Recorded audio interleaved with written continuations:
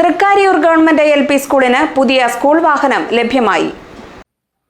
Thrikkariyoor government LP സ്കൂളിലെ വിദ്യാർത്ഥികൾക്ക് യാത്രാ സൗകര്യം ഉറപ്പാക്കിയാണ് പുതിയ വാഹനം അനുവദിച്ചത്. ആന്റണി ജോൺ MLA വാഹനം കൈമാറി. MLAയുടെ ആസ്തി വികസന ഫണ്ടാണ് വാഹനം വാങ്ങാൻ ഉപയോഗിച്ചത്.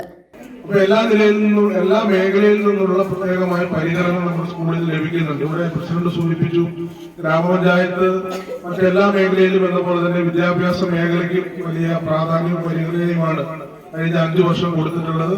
ഹൈടെക് സ്കൂളുകൾ എന്നുള്ള നിലയിലേക്ക് മാറ്റുന്നതിനും ICT സംവിധാനങ്ങൾ ഒരുക്കിക്കൊണ്ടും മറ്റ് ഫർണിച്ചർ അടക്കമുള്ള അനുബന്ധ സൗകര്യങ്ങളും ഒക്കെ ഒരുക്കിക്കൊണ്ട് സ്കൂളിന്റെ എല്ലാ നിലയിലുമുള്ള മികവ് ഗ്രാമപഞ്ചായത്ത് ഉറപ്പുവരുത്തുന്നുണ്ട്.